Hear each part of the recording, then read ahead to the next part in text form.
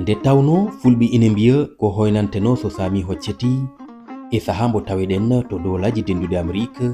ngam folotori windereyankewo fijo ballon en kocci o fartange yillade nde fedde lollundi wiitende pular speaking so sande ɗo e dowlaji dendude Amérique kila hitande 1990 e 89 horejo fedde nde jaɓɓima e refi fulfulde ɗo e dakorde mayri e nder wuro New York e nde tumbi hakkunde Brooklyn e Manhattan. Jaɓɓi en ɗo ko horejo fedde nde Haruna Dia wadi fof ko hollondirde en e ɓen adiɓe ardade fedde pular speaking. No fedde nde sosande ko oɗo woni premier ardade ene wiye Oumar Bousso ene jeeya cubalel law e no ardi ko 1989 fitti ko nden fedde nde sosa ha 1992 fedde nde woni koye junggo makko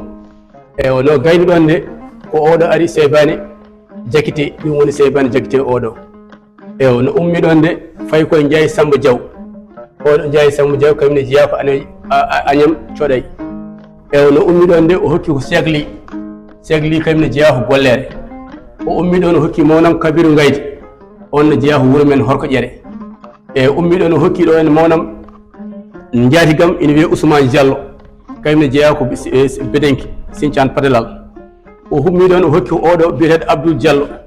ina jeeya Gudde e o ummi ɗon o hokki Kalidou Ka e ɓeɗo ɗiɗi fof jeyda wuro woto o ummi ɗon o hokki docteur Mamadou Lamine Sakho eyyi Lamine Sakho e o ummi ɗon o hokki Amadou Moudou Diallo oɗo jeeya ko Ciloñ o ummi ɗon o hokki Youssouf Acce oɗon jeeya ko Silla o ummi ɗon o hokki Cheikh Fall oɗo jeeya ko Kahaydi o ummi ɗon o hokki Aliou Ngaydi oɗo jeeya ko Ciloñ ewa ha yetti goto ene fonno wonde ɗo hen e wiye Hammel Touré e on noon mbo waɗa forma ko suwa artaw kono on kañum woni président e on saaha noon on no gari nde ko min ƴefti présidence o mino Harouna Dia jeeyaɗo cuuɗi men Waly Dieng. caggal ɗum en jiiɗo ngal ɗo alluwal ko illi yimɓe binda e maggal. eyyi effectivement ko ɗum ɗon oɗo tableau gonɗo hen o eɗen jarnoɓe kamɓe les membres fondateurs ko kamɓe gonɗo keeɓe 14 ha ɓe goni ɗe photo ji ɗi kollannoɗa ala wona kamɓe goni ɗum ko meɓɓe ardade fedde nde ɓeɗo noon ko joɗinoɓe arɓe ɗo guila 89 ma 87 jogui miijo jogui yiyande wiide fulɓe hande ina poti wonde neɗɗo goto fulɓe hande ina poti rendude kamɓe noon goni les membres fondateur kamɓe coosi fedde nde ɓe mbaɗi hen doole mabɓe ɓe mbaɗi hen haqqillaji mabɓe ha minen suhaɓe min gaari ha joni hamin mbawi tambitade fedde nde.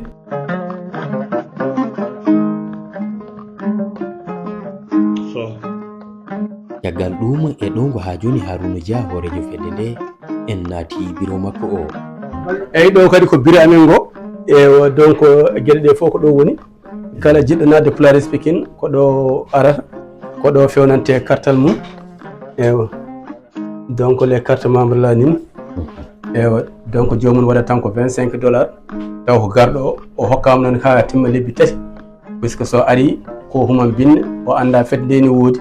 mo jippi o ene waɗa yo haalamɓe wiya ha fedde nde ene woodi ewa tun ko ɗum woni o wawa ƴeftude nadde fedde nde ewa on saaha noon wonnoon ko jettiɗo ala ko liggi ala ko jogui donc mo hokka lebbi tati so lebbi tati ɗi timmi noon hankkadi lewru foof o abbo bandiraɓe makko o waɗa budgeji $5 e $5 lewru foof eyyi fedde nde ene sañi ende jogui kadi juɓɓudi heeridi ngam wawde huɓidade calɗi mayre e nder dowlaji denduɗe Amérique no didorno. Saint Louis, Buffalo, Philadelphia, Arizona ɗum ɗo fof ko cate ɗe ganduɗa hamin jogui membre uji e kala lewru no maayi jomumen dendinan toon so tawi en gaari hay ɗum ɗon minen ɗo joni no bureau amen ngo woodi kala kadi état mo garɗa sa wi par exemple Philadelphia ene jogui toon président mum ene jogui toon trésorier mum ene jogui toon adjoint mum ene jogui tan ɗum ɗo sa juɓɓudi mum ha timmi e no leydi Amérique leldini minen ko noon tan fedde nde ñembiri ma ko noon Allah hokkiri fedde nde dardi e ndeɗon darde ayi ɗo joni ko Indianapolis, Florence Kentucky, Silverstone, Texas, Boston, Seattle, Moline donc hamin jogui ɗo 30 ɗum ɗo catal.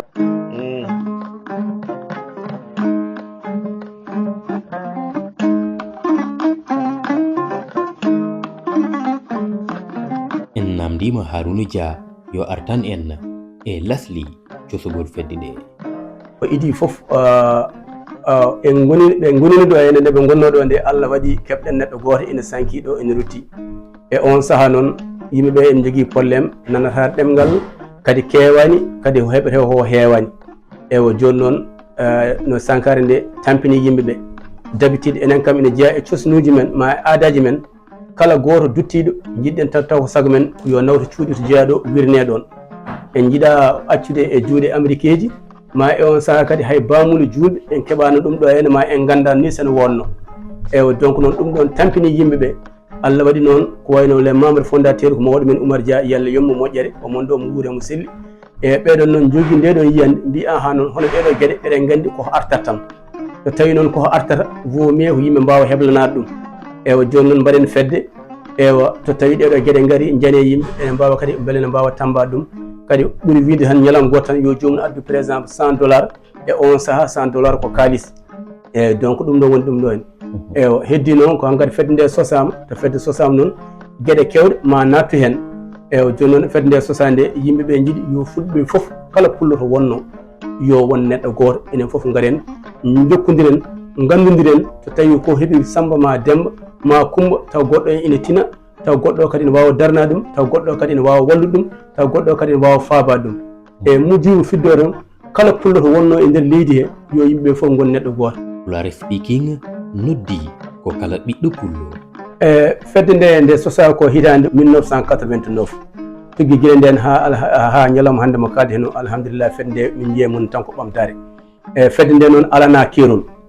ko Pulare speaking association wiya ko kala kaalo pullo to wawi jeeyede foof omo wawi somo yiiɗi omo wawi arde nadde fedde he heddi noon ko gueɗel gotel e dosɗe fedde nde sa no hayso jolfo hande yiiɗi nadde hen ene wawi nadde hen kono la langue parlé ɗemgal kaale hengal ngal ko Pular somin gaari e nder batuji ko Pular somin kala ko wawi wadde ko Pular kam hutorte hande kam fedde nde ina tourne autour de 16 000 personnes sappo e jeegom ujunere neɗɗo ino fedde nde hande yettima ɗon gari hande kartal min cakkiri fewnul ko ujunnaje nogas e capannayyi e joyyi e membres e jeeyaɗo e fedde he kono ina waɗi gueɗe kewɗe ko Pulare speaking waɗata par exemple no mbirumami ni kala catal hamin mbaɗa hen juɓɓina hen ko wayno pine men ko wayno gande men ko wayno culture men ko wayno ɓeɗo sukaɓe joni ko ɗon jibina sa acci ɗumen ɗo hen hay Pular nanta donc samedi dimanche foof min mbiya ko yo gar ɗo hen ɓe keeɓi feeroji mon ko wayno 4 July min nawa ɗumen mbawa yaade banggueji goɗɗi mbawa yidirde koyemumen mbawa andidirde bandiraɓe mumen mbawa andidirde sukaɓe ɗum ɗo fulɓe donc ɗum ɗon foof ina jeeya hen e so tawi par exemple debbo jibini ɗo hen ina hokke ballude ɗo joni hamin jogui ɗo joni kees neɗɗo mo sellani après so tawi mo wawi nawtude hoore makko o kuppante tan ko billet makko o yaaha so tawi ñawo noon ina woɗɗe makko ina yettidi ina heeɓidimo o wawa joƴinde hoore makko hay 16 roulante o wawa waɗnede il faut ko waɗe neɗɗo goɗɗo min ƴewata kadi ko jeeyade Pulare speaking taw kadi ne wone amen to wawi jeeyde guure fof noon min mbiya yo nawtan min kaari o nawta ɗumen ha cuuɗi mumen ha yetto yiye bandiraɓe mumen o itta kadi kene are $500 o hokka bandiraɓe mumen o wiya ɗum ɗo ko Pulare speaking neldiɗo hen wi oɗo momin gartiɗ ɗo mo sellani o yo fuɗɗoro golle e safara to Allah hokkimo kadi saago makko o noddita amen o wiya aha min de on gartinomi ga mi heeɓi saagam joni kadi Pulare speaking kuppunomo biye o arta ga hen donc ɗum ɗon foof ene jeeya e ɓuuri Pulare speaking taw jiiɗa e volet sport taw jiiɗa e volet culture e goɗɗum e goɗɗum donc Pulare speaking ne heewi nafe ko wiide tan bandiraɓe kamɓe fof eɓe nodda yooɓe gaari e Pulare speaking so tawi Allah addiɓe Pulare speaking ɗo e no wuurima ɗo e duuɓi Allah andi kawro hen wona oɗo galle tan keɓeten kala e nder leydi he ko jiɗɗen wadde hen en keɓani hen hayde des supermarket eɗen mbawi uddude hen hayde des usines par ce que leydi ndi ko jawdi tan haalata so tawi ala jawdi ala ko mbawɗa wadde sa jogui jawdi ko jiɗɗa wadde foof a waɗan. Pulare speaking darima ha heeɓi oɗo galle e mbundi New York ɗum noon heeɓi ko e darde ɓen sosɓe fedde nde ɗeɗo gueɗe foof heeɓa koye e caggal yettude Allah heeɓa kadi koye ballal Allah e ballal les membres fondateurs puisque nde ɓe gaari ɗo nde e hawre président goto wiye Kabir Gaydou ko kañum ni adduna oɗon saaha yimɓeɓe foof noon ɓe batti haqqillaji haade yimɓe gonimi ɗo hen il faut que yimɓe ƴeewa no keɓiri galle donc noon on saaha doole ɗe kewani kono kadi galleji ceerdani no ceerdi hande ni donc noon ɓe pawi kala membre gonɗo e fedde he ma pullo fof ene fawa $100 Allah hokkiɓe ɓe coodi galle o e ñalawma hannde o noon galle o yoɓama ha laaɓi cer e présidence Youssouf Acce no yittinde kankone ko ɗum wonno ɗum ɗo makko pour wiide saha fof eɗen jiɓi seeɗa seeɗa nden wonno ko morgueji a waɗan déposite tan c'est à dire mbaɗa déposite après lewru fof noon ina wooda ko joɓoɗa lewru fof ne wooda ko joɓoɗa kanko noon no ari nde combat makko tan ko yo galle o yoɓe ha laaɓa cer galle o artana fulɓe ñalawma hannde o hay mbuuɗe joɓa e ndewa he galle he e galle o kadi ene waɗi 3 ha foloruji tati premier deuxiéme et troisiéme ɗum ɗo fof kadi woni hen ko bandiraɓe men kadi o fulɓe. Harouna Dia waɗi e ranga fewde e ɓen sukaɓe ɗannortoɓe laawi ɗi ɗoftaki sariya ɗannule illégal enen fof kam eɗen gandi ɗum ɗon ko wona hunde nde ganduɗa sen ƴeewi joni ko ɓami yaade laabi less ko ma e batoji ho ma e maaji ho ko mayi hen ko noom no ganduɗa vraiment hay covid-19 warani hono ɗeɗon gueɗe ette kadi ko c'est la jeunesse ko perde tan ko jeunesse men wona yimɓe mawɓe ko cukalon keccon cukalon ɓe ganduɗa ne mbawno hebde avenir meilleur donc wiide yimɓe tan ɗannugal heppantaki yawnata kala mo Allah yamiri yo ñam ɗum gane ɗeɗo leyɗele occidentaux ko yahata kono noon min kam mbawmi era tan ko kala jiɗɗo yaade yo ƴeew lawol légal